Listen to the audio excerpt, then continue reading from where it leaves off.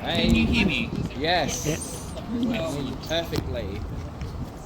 Hang on, Alex, just turn it up. All good. Have a seat.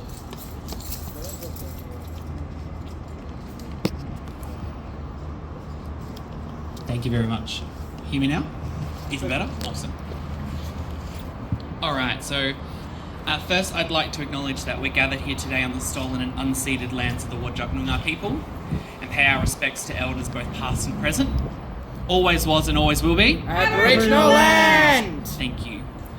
Welcome to today's gathering in protest of Mr. Dawkins and One Nation's motion that intends to harm transgender, gender diverse and intersex folks of Western Australia. Firstly, some very quick housekeeping. If anyone rocks up to counter-protest us, we ask that you don't give them the time of day. They may try to rile you up and get a response out of you. They aren't worth your time or effort. My name is Alex Wallace. My pronouns are they, them.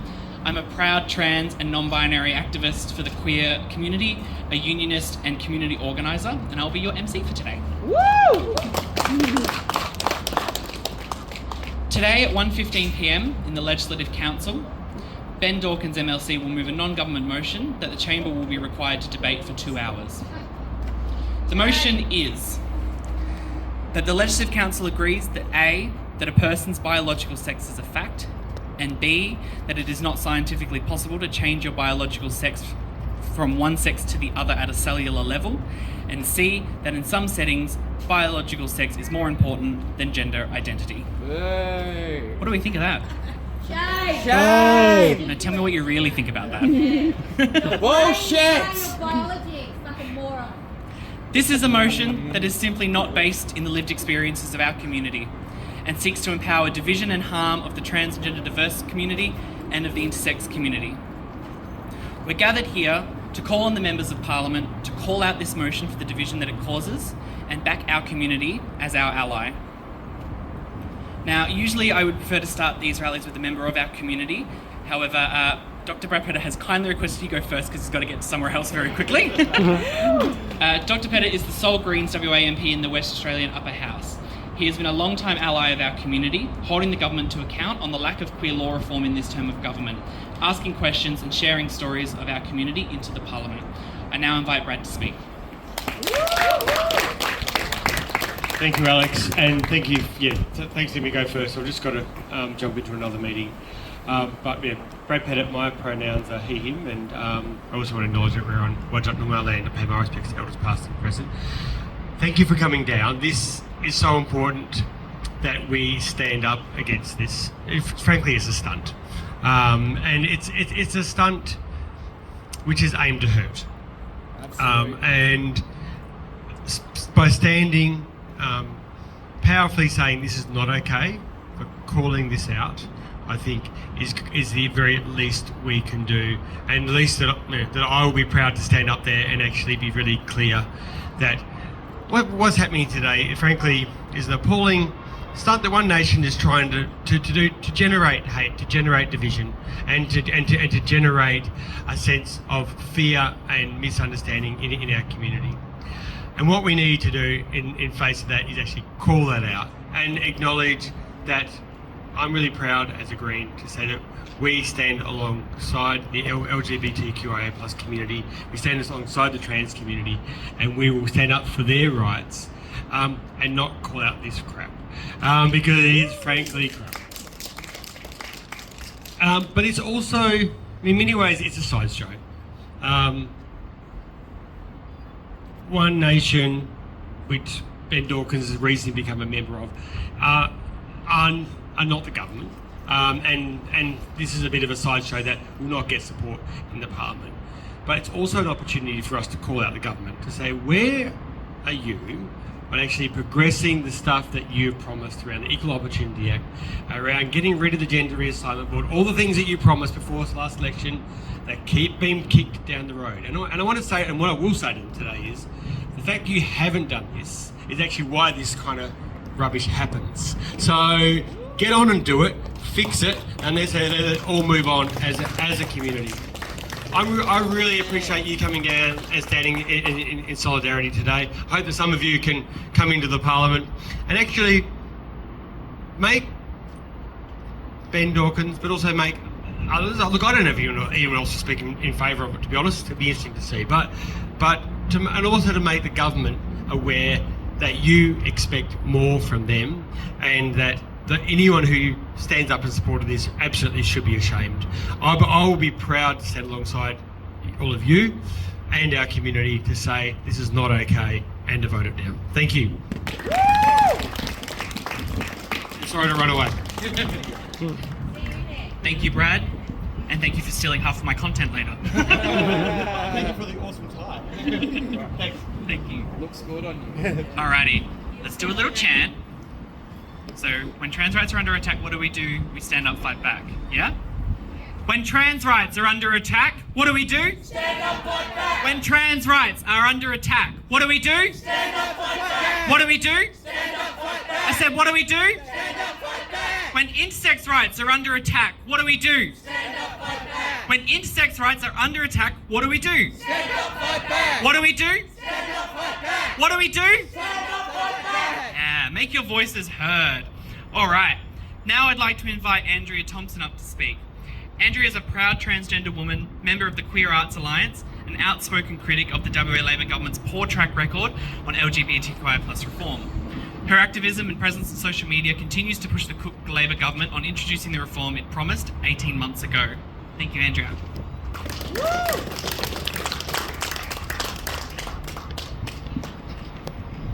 Thank you, Alex. Thank you all for being here. Thank you for giving me some of your time. I'd like to also start by acknowledging that we are standing on the land of the Whadjuk Noongar people. This is stolen land. This house is built on stolen land. Sovereignty was never ceded. This is an illegal government. I wrote some notes today, which is a bit strange for me. I better read the right side of the paper because the other side has music on it. So if I break into song... Do it. Do it. No, you don't want to hear that, I promise you. I'm going to start with a bit of history. And I'm going to start a little bit before some of the people here were born. So bear with me, just for a moment. In 1989, this Parliament passed the Law Reform Decriminalisation of Sodomy Act. As the name suggests, the Parliament legalised gay male sex in 1989. That actually wasn't that long ago.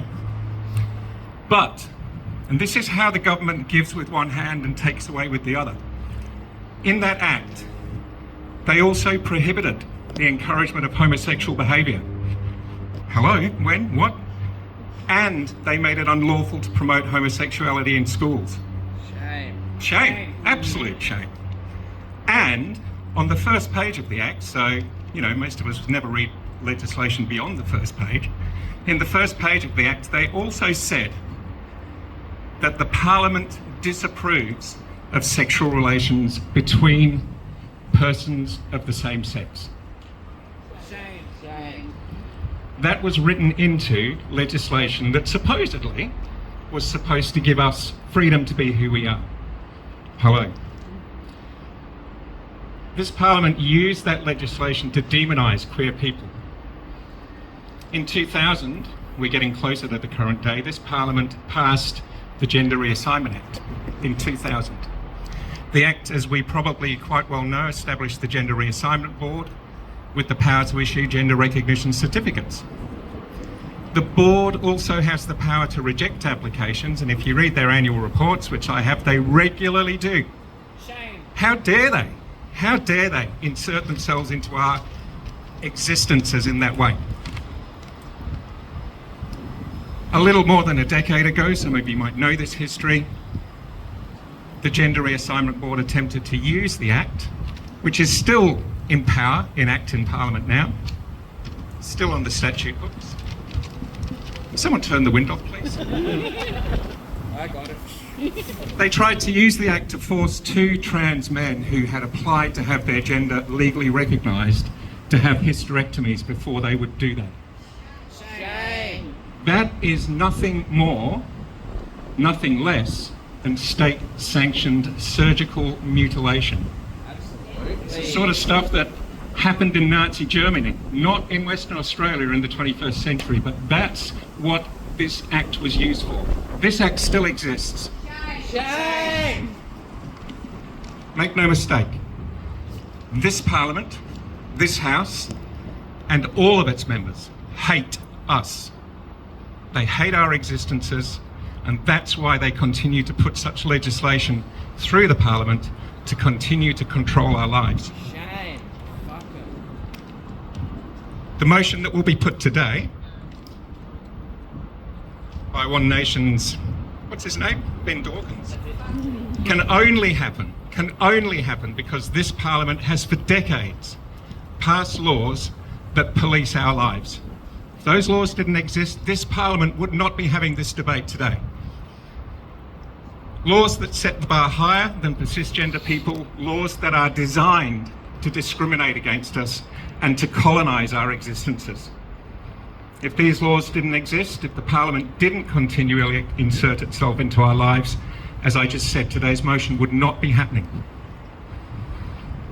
But make no mistake, what Ben Dawkins is doing is wrong and abhorrent. It is designed only to create fear and division and to make political advantage out of the further marginalisation of one of our society's smallest and most oppressed groups, those of us who are gender diverse.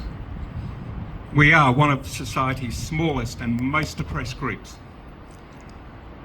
But parliamentarians wouldn't think to pull such stunts if they weren't encouraged by this House's history of interfering unnecessarily in our lives. What's happening today is on the current Labor government, and it's on all the governments that came before them and all the governments that have previously led this Parliament here in Western Australia. Shame, Labor, shame! It's also on future governments as well, as long as there are laws in place that treat us differently in the way the Gender Reassignment Act does. The current proposals for equity and gender law reform, the ones the Cook Labor government are too gutless to follow through on, are not enough. I might have music on the next page, watch out.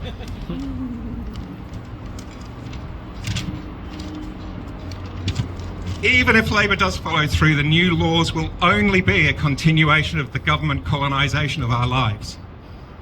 The new proposals will still require people, if they want their gender legally confirmed, to have a letter from a psychologist or a doctor who will not sign that letter unless they have provided them with some treatment. I've never needed any sort of treatment to be myself. This government should get out of that business of forcing people to do things because it amuses them. So I, for one, have had enough, and I'm sure that people here are like-minded. It's time for gender diverse people to be afforded the same rights as cisgender people. Yes, absolutely. Excuse me. Any law that treats us differently with the intent of forcing us to do anything a cisgender person would never have to do should be struck out. This process needs to continue until this Parliament is no longer exercising power over our lives because we don't fit their stereotypes. Nothing less than full decolonisation of the lives of gender diverse people is acceptable. Until this is achieved, and I know I'm only one person, but until this is achieved, I've notified the government that I have declared a gender war. People are smiling, but this is what's needed. We need radical action. We need to stop politely sitting down with the government and taking their money while they continue their campaign of hate against us. We need to stop that. Our representative groups need to take radical action. They need to bite the hand that currently feeds them. It's time to tear down these power structures and achieve the dream of living in equity. As far as I'm concerned, attention, as far as I'm concerned, this Parliament, this government is on notice. It is time to disrupt. If necessary, it's time to destroy. It's time for our elected members, and I'm sorry to say it, including the one that stood here just before me, to learn the consequences of their hatred and discrimination, because every person in that house is a participant in what is happening to us. Every person. It's time for us to be free. I demand freedom, and until we are free, I will continue to wage war with the government There will be no treaty until there is full decolonisation of the lives of gender diverse people. Thank you.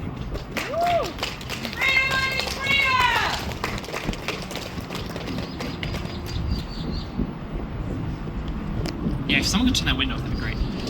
Thank you, Andrea. Right, another chant. What do we want? Equal rights. When do we want them?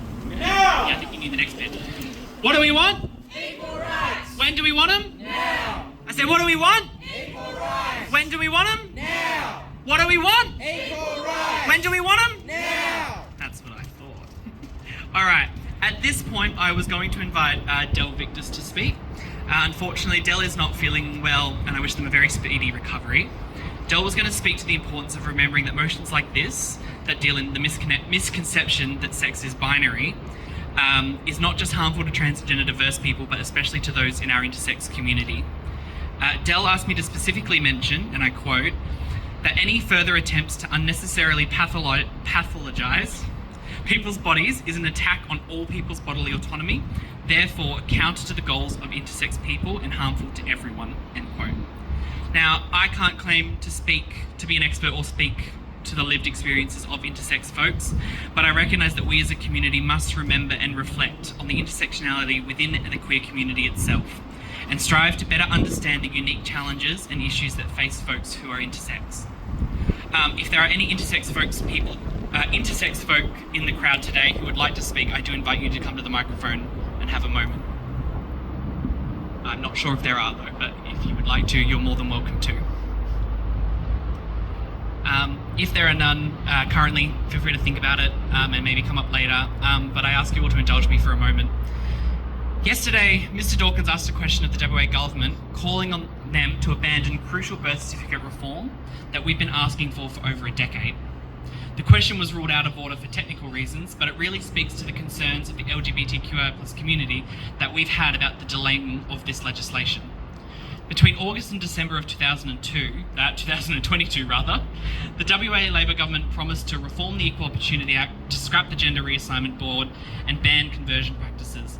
We also need a ban on unnecessary surgeries on intersex babies and need surrogacy reforms to make them more accessible to queer families. In the latter half of last year and into 2024, we and many queer organisations have warned the WA Labor government of exactly this, that delays and drawing it out to the state election will only seek to empower queer phobes and their allies, using their platforms to sow division and hate, while our community continues to suffer high rates of self-harm and suicide ideation. Now, I'm very critical of the WA Labor government, but I do genuinely believe that they agree with the reforms they've promised. This motion from One Nation's Ben Dawkins needs to be their wake-up call. To the Attorney-General, to the Premier and the broader Cabinet, if they continue to delay, they will only allow for more opportunities like this for those who'd rather see us discriminated against or worse, dead, to cause our community harm. In good faith, we invited a member of the Parliamentary Labor Party, or Rainbow Labor, to speak here today. They declined. Shame. And I think that's really disappointing. The quote we got said that they wanted to focus their efforts on fighting this motion in the upper house. Now, last I checked, there was 22 of them in the 36-member, so I don't know how hard that fight's going to be. So now I would like to open the microphone to anyone who would like to speak their truth to power. Anyone at all. Or I'm going to pick on someone. Anyone's welcome to speak, a few words. Don't feel like you have to, but I'd love you to. Yeah, come on. Yes. Give her a clap. Thanks, Alex. I was a bit reluctant being cis that we should have our trans brothers and sisters up here first. But my name is Katrina Harley. I'm a member of Socialist Alliance and Disrupt Borough Pub. Yes, we need progressive change in this government, and that's only going to come through disruption and mass consciousness, and not this parliamentary process which has let us all down for centuries. So I'm up here because I'm a mother of a trans woman. You've probably all met JJ or heard JJ speak. She is a fierce advocate for her own rights. And I just want to say it's just blatantly the fact that trans people are now the latest scapegoats for One Nation. This is all just politicising We saw them do it with their Islamophobia. That didn't work, so now they're on the transphobia train. And it's such a cynical move just to try and, you know, get a voice, get a place in Parliament for their own parliamentary careers, and they're just throwing trans people and all people under the bus. And Labor are guilty of this as well. It's all, anyone who joins Labor, all their integrity, the reason they get into Parliament in the first place just seems to go by the wayside. All they care about is their careers, their position in the party. And Labor, yeah, gutless, spineless, cowardly, won't do anything for anybody for fear of upsetting voters. So yeah, this is just absolutely cynical ploy, and yeah, rest assured that we will stand with you all the way and fight all the way for trans rights, because we know trans rights are human rights. Love you all. Woo! Love you too. Thank you, Katrina. Now, many of you would have just seen a young school group over here. I think they've moved on. I don't want to talk about them while they're, if they can hear us, but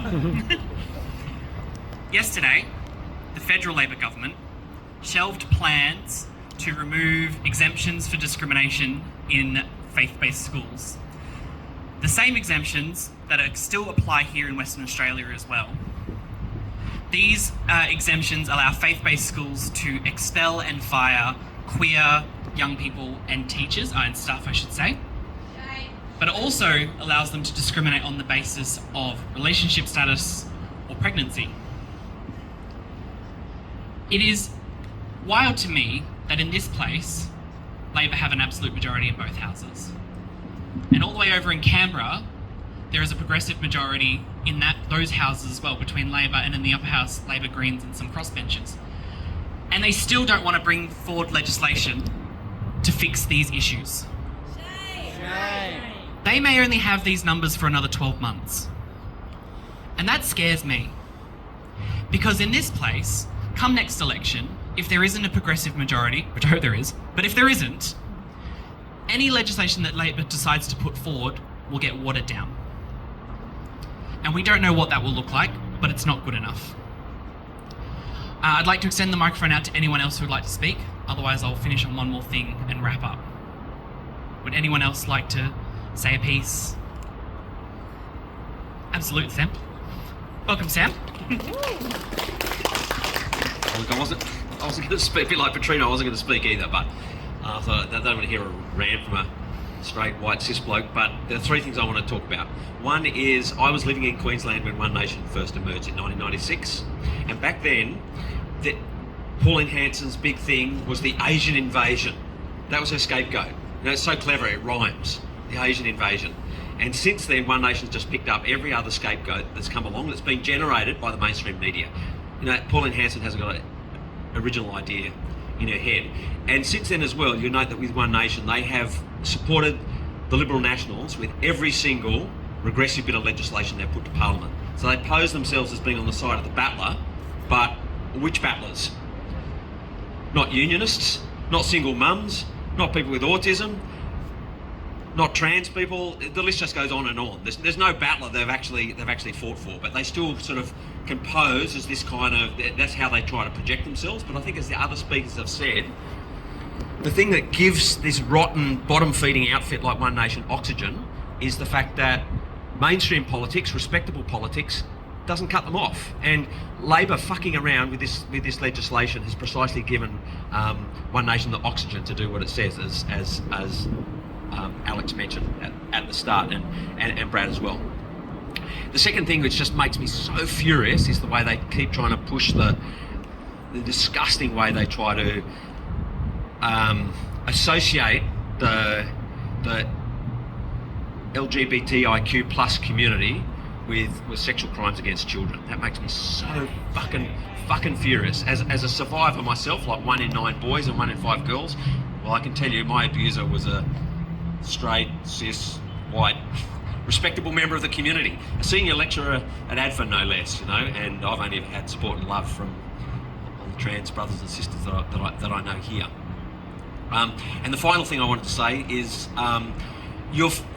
the fight that you're leading, QLB and everyone who's involved in Queer Liberation Boolaloo, you're doing it for lots of people that we have in our lives. You know, there's a 13-year-old in my life, and you are fighting for them to have the sort of future that I want, and it means a hell of a lot to me. So thanks a lot.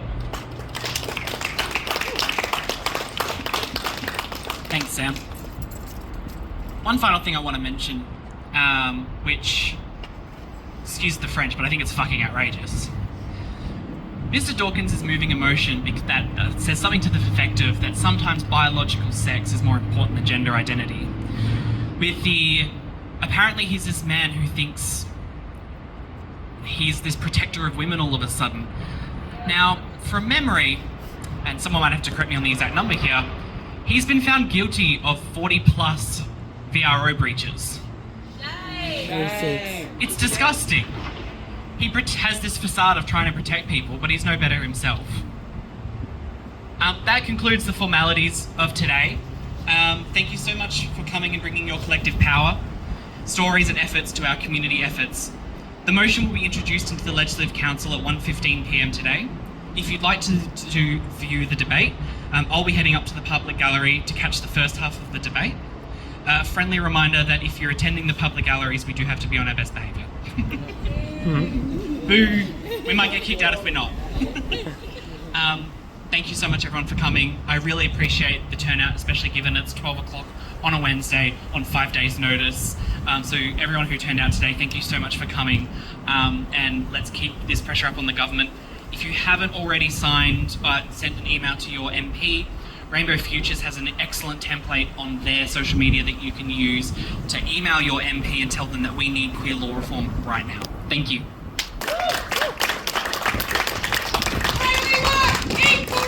Some assistance or a buddy to get back to transport because you are feeling unsafe. Our friend here in the Hive will be more than happy to help you out. So just come and see them and they'll help you out.